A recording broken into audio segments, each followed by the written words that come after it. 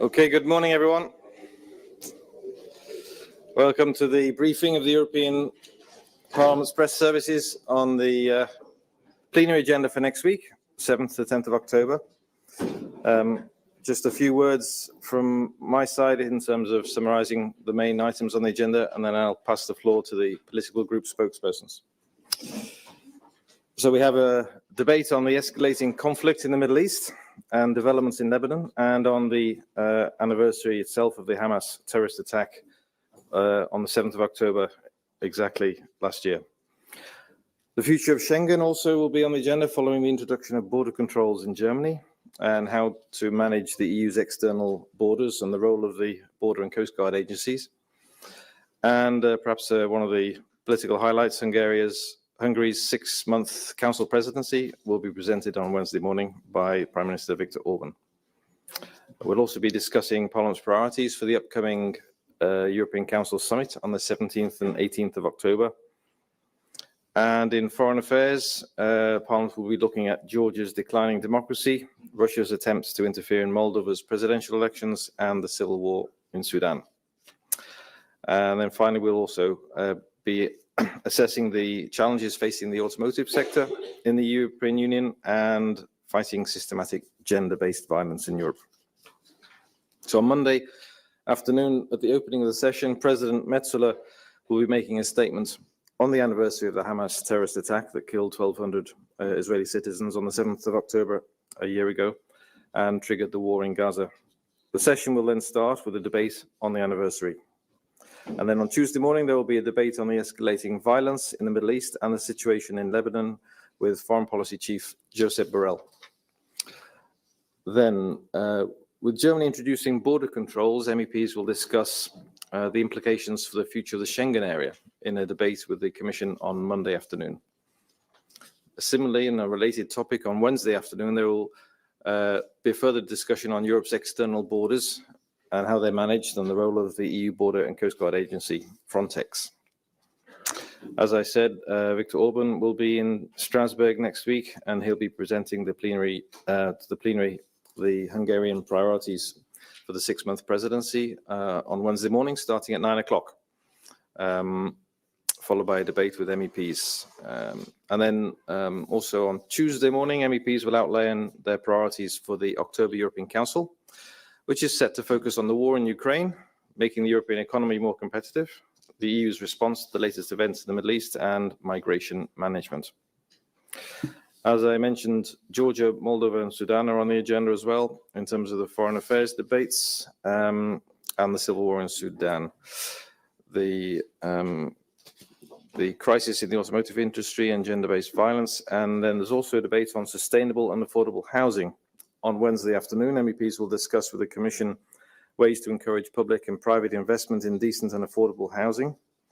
The housing situation is a severe concern in several member states, as reflected notably in the most recent Eurobarometer, which we presented yesterday. Parliament drew attention to the issue already in 2021, calling on the EU to recognise access to decent and affordable housing as a basic human right. And then for those following the hearings, on Thursday, the Conference of Presidents is due to decide on the detailed schedule of which commissioners designate will be heard by which committees and on which date. You may recall they decided already this week that the hearings will take place between the 4th and the 12th of November. So we'll have the details of which commissioner appears on which day. We'll know on Thursday next week. And then finally, there's the usual last-minute briefing on Monday in Strasbourg at 4:30 for those who want to catch up with the latest developments and changes. Without further ado, then I'll pass the floor to Pedro for the EPP group to outline his group's priorities for next week. Pedro.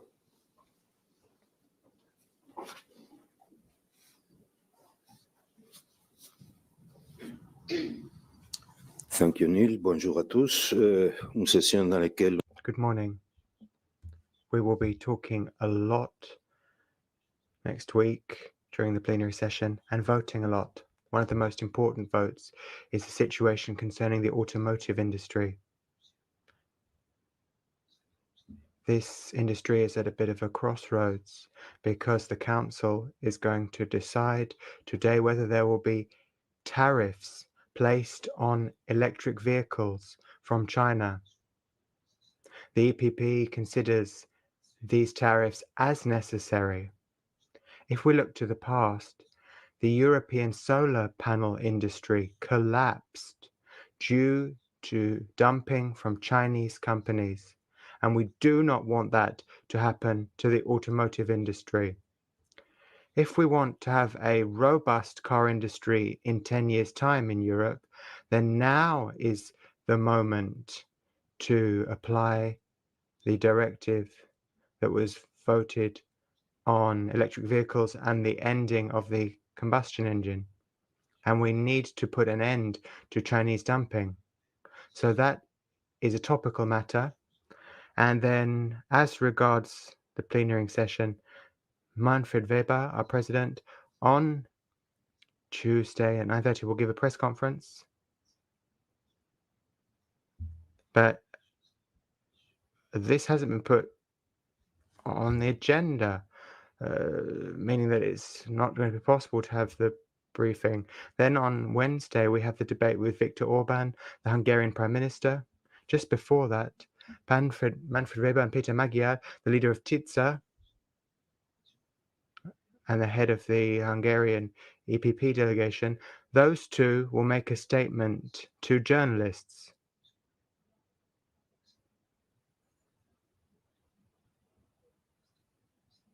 And I won't divulge the statement, but it will be just before the speech. So if you have anything that you'd like to ask me, please go ahead.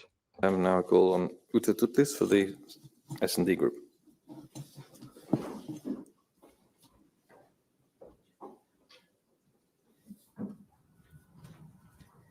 Thank you, Neil, and good morning, everybody here in the room and online. I would like to tell you that on Tuesday next week in Strasbourg for our S&D press conference, our group president, Irache García Pérez, will be joined by the head of the Hungarian delegation, Klára Dobrev from our group. So in light, of course, on the debate on Hungary. And maybe I come to that in a minute. I would like to focus in particular on the debate on housing, sustainable, decent and affordable housing. This has been one of our priorities over the last year and the last years, that we really pointed out that this is becoming an ever greater problem, not only for the young, but of course the whole society, young and old, poorest, of course, and the middle class. We have put forward a paper on housing and are calling, and will do so in the next plenary also, for a European affordable housing plan. As you have all seen, we have been very active with regard to this priority. We have called for the creation of a portfolio and a commissioner for housing, which we will now have in the next commission, and also for the creation of a new special committee on housing in the European Parliament, which is now being discussed. So quite a lot already has been done. Of course, more needs to be done. In particular, we will call for different actions, better coordinate conditions for long-term public investment in social, public, cooperative and affordable housing, to boost investment for public and private housing, tackling energy poverty, and of course, renovating and reducing energy costs, but also revision of the state aid rules. And then, of course, also looking into affordable housing, not only for holiday rentals. So there is quite a lot that we will look into, and we will lay this down further next week in the discussion. Then, of course, we have next week a sad day, 1 year after the Hamas attack and the crisis in the Middle East. We will, of course, on that day, think of all the victims. Over the last year, we have called for a ceasefire that would allow the release of the hostages, the entry of humanitarian aid to alleviate the suffering of the Palestinian people, and to reduce the escalation in the West Bank, Lebanon, and Iran. After 1 year of violence, it's time to put an end to this conflict, and the only way to do so is to act towards the implementation of the two-state solution. I already spoke about the Hungarian presidency and Mr. Prime Minister Orbán coming. Like we said in the last briefing, I think, when he was supposed to come, we think it's an act of a respect of democracy that we will have this discussion.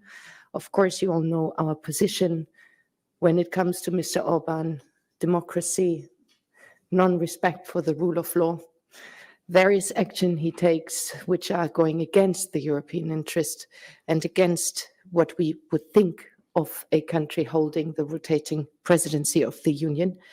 So we will make that clear in the exchange with him that, of course, he does not speak in this respect the way he should in his function. And of course, in political terms, we will call out the actions happening in Hungary under Prime Minister Orbán. Finally, to say that we are very happy to see a debate on the agenda next week, and that is taxing the super rich to end poverty and reducing inequalities. This is another call where we think action is necessary, and we call already since quite some time for a global minimum tax on the super rich. Thank you very much. Thank you, Ute. And now Alonso de Mendoza for the Patriots for Europe group.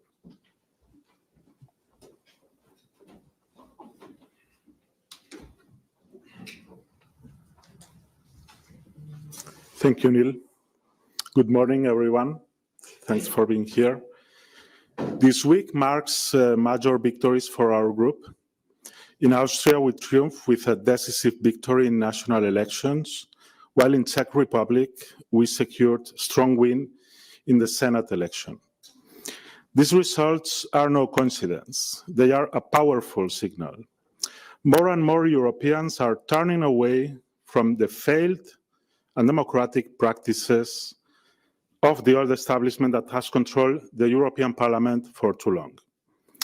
Just this week, we saw yet another example of these old tired tactics when they use their so-called cordon sanitaire to block us from leadership positions in the parliamentary delegations. Let's be clear. This is not a cordon sanitaire. This is undemocratic harassment. It's an attempt to silence millions of European voices who have voted for change. But this won't work. These tactics are failing. People across Europe are waking up to this undemocratic behavior, and they are not impressed. We saw it in the results, in the election results this week. And by the way, we hope that no foreign power tries to interfere in Austria's government formation through blackmail, pressure, or any other form of undue influence. This undemocratic harassment is not just unfair, it also breaks the very rules of the European Parliament, which demand diversity and fair representation based on group size. Yet the establishment is desperate to cling to power. So they break their own rules to block us. But with this, they only expose fear and weakness. The citizens of Europe can see this clearly, just as we've seen in Austria and Czech Republic, where we have achieved incredible results. Let's also not forget that our group is now the third largest in the European Parliament. We've just welcomed 2 new MEPs this week from Poland, adding a new country to our group. So we have now MEPs from 13 European countries.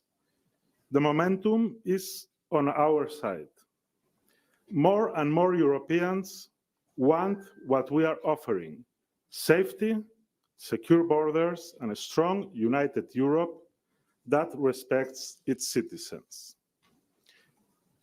Looking ahead, the most important event next week will be Viktor Orbán's address to the European Parliament.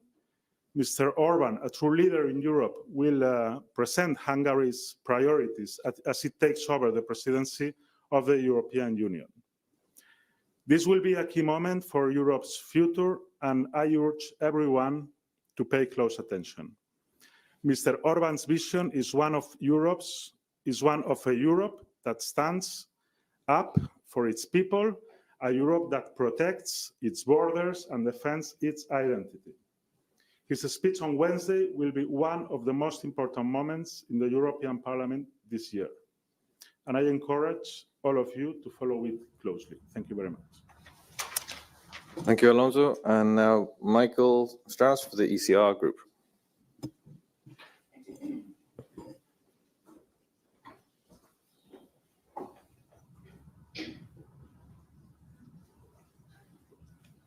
Thank you.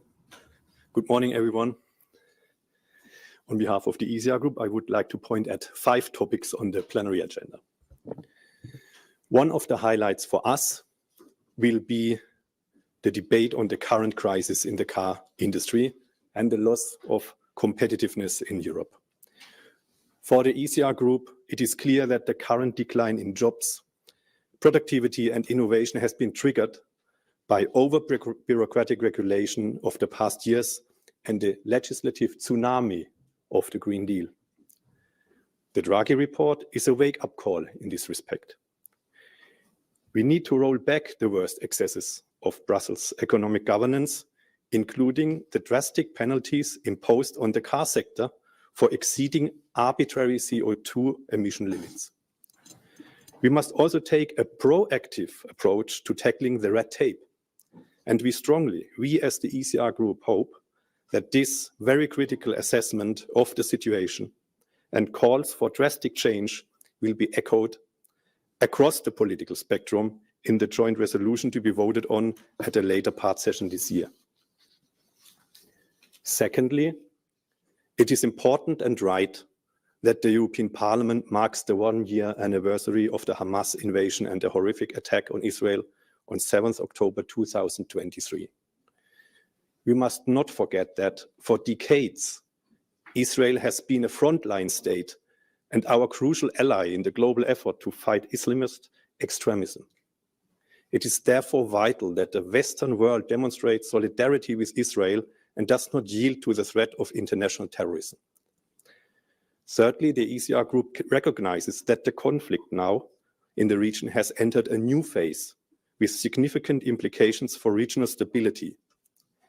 In the debate on the situation in the Middle East, the ECR group will strongly condemn Iran's continued escalation and praise the US, UK, and Israeli cooperation in countering the Ayatollah's belligerence and state sponsorship of terrorism.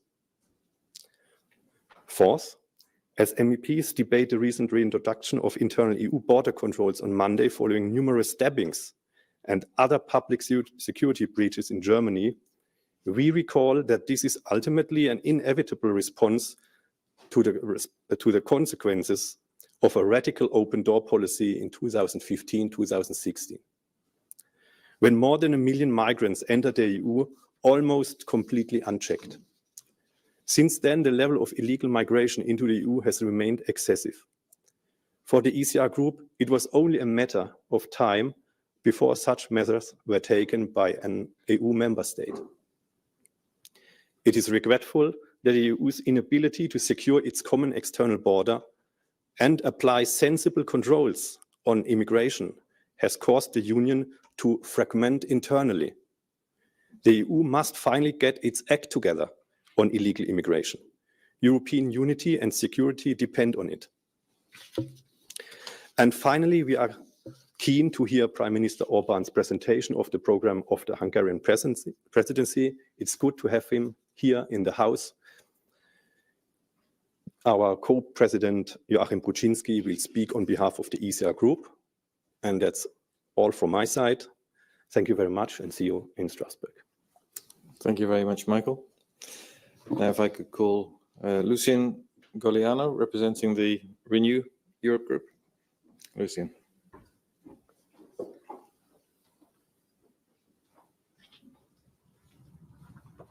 Thank you very much, Neil. Welcome everyone to this press briefing. It's a long way to come on the stage, but we have to prepare in advance for the journey.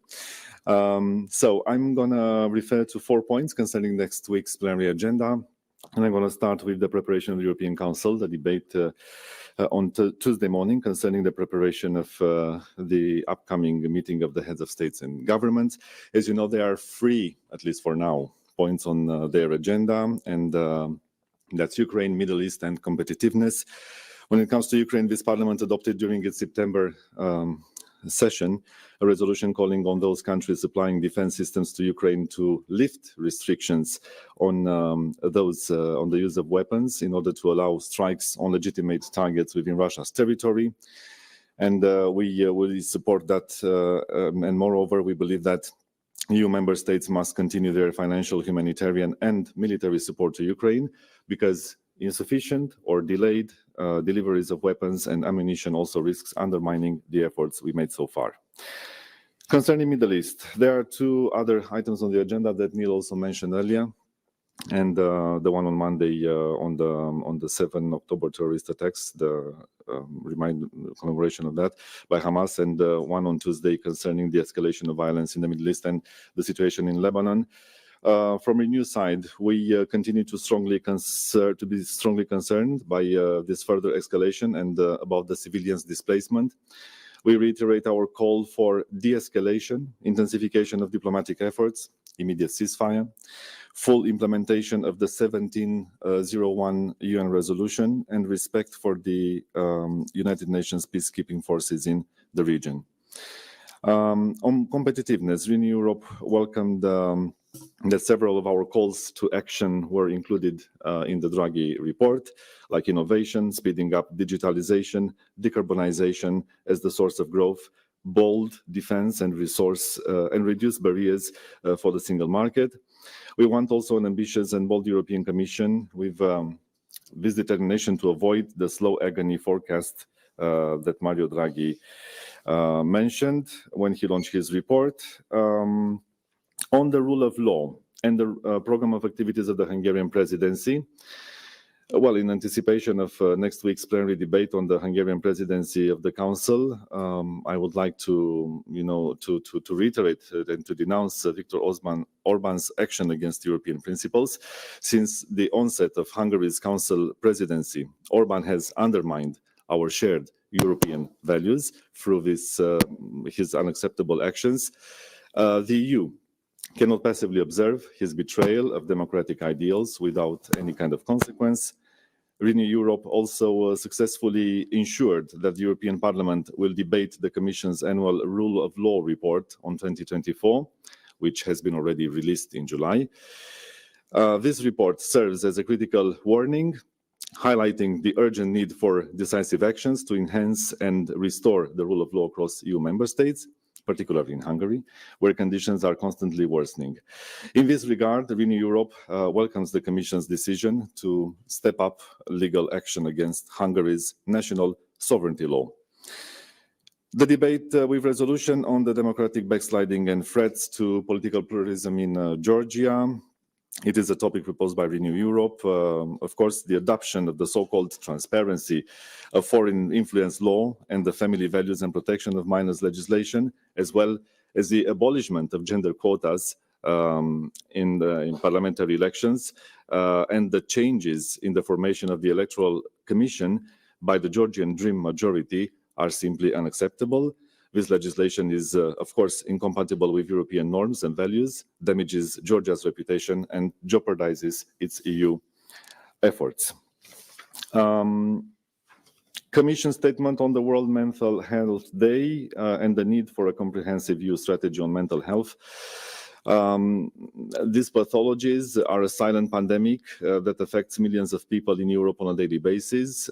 As you know, more European citizens, especially young people, are vulnerable to mental health problems. Increased action is needed to combat stigma and to create understanding, while allocating sufficient resources are needed to ensure the best care also at the earliest possible stage. And we wanted this debate to take place in plenary, and we are happy that we managed to go for it, because on the occasion of the World Mental Day here in Europe, therefore calls on both member states and the upcoming Commission to provide sufficient funding and robust action to better protect our citizens against mental suffering. And I also would like to mention the press conference that our President Valérie Ayer will hold in Strasbourg next week. It will be on Tuesday at 10:30.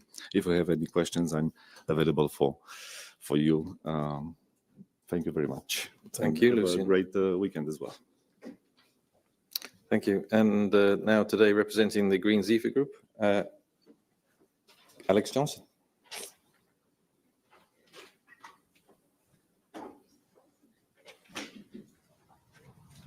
Hello, everyone. Loving the new colour scheme in here. Not sure I love coming sixth in the list, but got to get used to that. So last plenary, we had a group of heads of Hungarian NGOs in Strasbourg, and they were telling us stories about being followed in the street, about their names being published in newspapers, and their offices being raided as if civil society is some kind of enemy of the state. And this isn't Russia, this is an EU country today. And yet, instead of criticizing this House next week is giving the platform to Viktor Orban to spread his propaganda and his divisive anti-European politics. If this is the House of European democracy, then why are we allowing a man who consistently denigrates democracy and undermines the rule of law to turn the next plenary session into the Viktor Orban show? If ministers and now commissioners are so worried about the Hungarian presidency that they're boycotting meetings, then why should this House roll out the red carpet for this architect of autocracy? On the commissioner hearings, it was a shame to see in the Conference of Presidents this week a right-wing coalition reducing parliamentary scrutiny by arguing against committee hearings for certain commissioner designates. One has to question why scrutiny for such important roles isn't in the interest of this House, and why the EPP and others didn't want Libe and Envy oversight of Agri, for example. What happened this week is a sad case of how the right wing of this parliament is failing to uphold the duty of MEPs to scrutinise the Commission at a crucial moment. Alfonso mentioned a cordon sanitaire, but I'm not sure that's fully the case these days. On Fito, look, we are aware that we were never going to get a progressive nomination to the Commission from Meloni's Italy. But putting a man who's been charged and later acquitted, but charged on multiple counts of corruption, bribery, and abuse of office in charge of a portfolio that controls billions in EU funds, is that a great idea? So we do not believe that Rafael Fito is fit to hold the role as executive vice president, and our group will not give him an easy ride in the hearings. In the last 5 years, the Amazon has seen an area the size of the UK deforested. The Amazon and forests across the world act as lungs of this planet and allow us to breathe. It is irresponsible of the Commission to postpone the deforestation regulation, which leaves 80,000 acres of forest at risk of deforestation from logging for illegal timber and mass agriculture.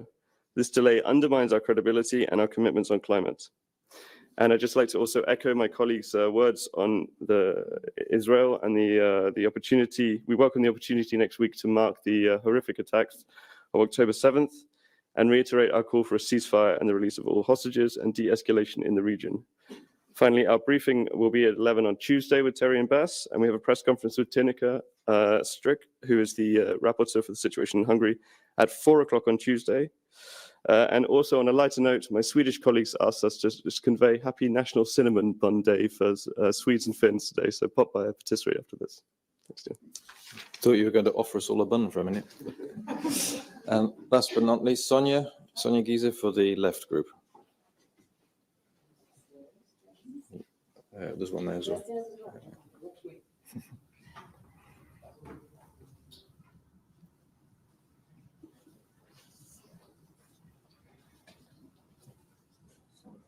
Good morning, everybody. Thank you, Neil.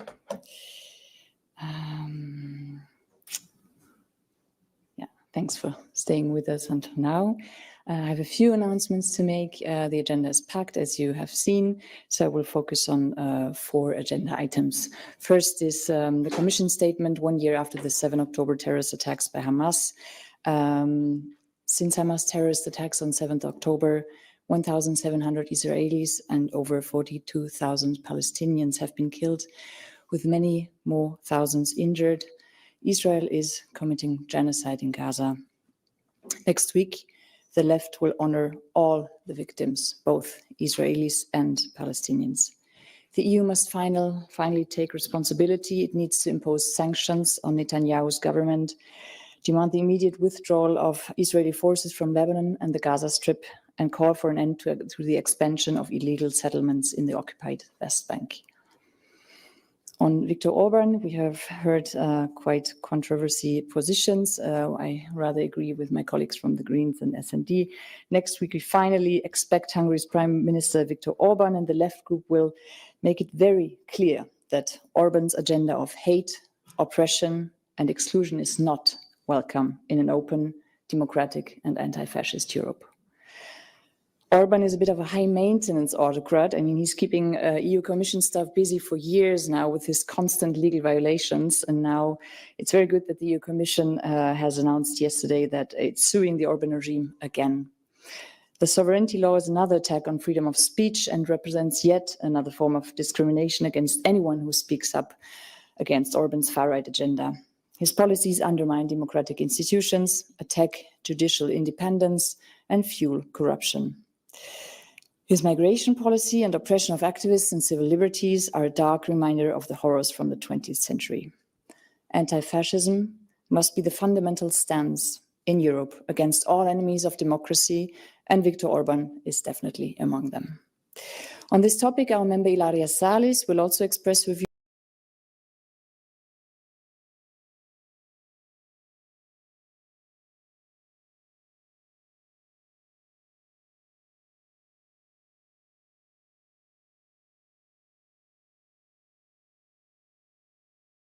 out the foreign investment funds that invest millions of euros in buying houses for speculation and that drive families out of their neighborhoods. Nor can we fail to point out the functioning of a capitalist market that puts the benefit of a few above a right that should be guaranteed, such as the right to housing. An EU that does not understand that this is the main problem of Europeans has no project. Just one short word on the examination procedure of conflict of interest of future European commissioners yesterday in Uri. It was kind of funny because we did the math and basically it's 6 minutes and 50 seconds for each commissioner to present his dossier and possible conflict of interest. I mean, every interview to become a cleaner or Uber driver takes longer than 7 minutes. So it's ridiculously short deadlines, mostly empty declarations, no investigative powers to check that candidates have declared all their financial assets. The procedure is deeply flawed. We might as well just let the commissioners assess themselves. Then one last item that the left has successfully put on the agenda next week is the crisis facing the EU automotive industry. The left is deeply concerned about the decline of the automotive industry and its impact on workers' livelihoods. The upcoming closure of the Audi plant in Brussels is a major blow, affecting around 3,000 jobs directly, with thousands more at risk in the supply chain. The burden of industry transition should not fall on workers who are being sacrificed in the name of profit and competitiveness. For too long, billions in profits have gone to shareholders and billionaire families instead of being invested in a sustainable transformation of production. Our members demand public investment in green technologies so that the transition benefits society as a whole, not just corporate profits, and ensures affordability and accessibility for all. We need smaller, affordable electric cars, not massive electric SUVs that clog our cities. And we must do everything we can to avoid a trade war between Europe and China. The economies of the two countries, and EU and China, are too interconnected for that. And the conflict over electric cars could quickly spill over into agriculture or the healthcare sector. This is not in the interest of people in Germany and Europe. China needs to change its subsidy strategy. Fair trade benefiting people on both sides must be the goal for everyone involved. As I said already, the press briefing with the co-chairs will take place on Tuesday at 11:30 in the press room. Hope to see you there. Have a nice weekend. Thank you, Sonia, and thank you to all my colleagues from the political groups for keeping their remarks concise. We now have some time if there are any questions from the floor. For Anna, first of all, yes. Thank you. I have two short questions. First question on Israel, on terrorism and hostages. If there are specific events which are devoted to the liberation of the hostages within events within this Parliament week. And the second question concerning Sudan, because now I haven't heard any, again, specific remarks on what are the proposals, because it's the biggest humanitarian crisis ever, and what are the proposals of political parties concerning this absolutely dramatic situation? Thank you, Anna. I'm not aware of any particular events for next week regarding Israel, but unless the political groups have something organized. Otherwise, we'll have to wait and see on Monday what we find down there. On Sudan, it's a statement, debate on a statement by the High Representative. There's no resolution to follow it up for this moment, but I agree with you. There's a very serious humanitarian crisis going on there that doesn't always hit the same headlines in the world's media. Any other questions? We have one online. Vincenzo. You know the drill.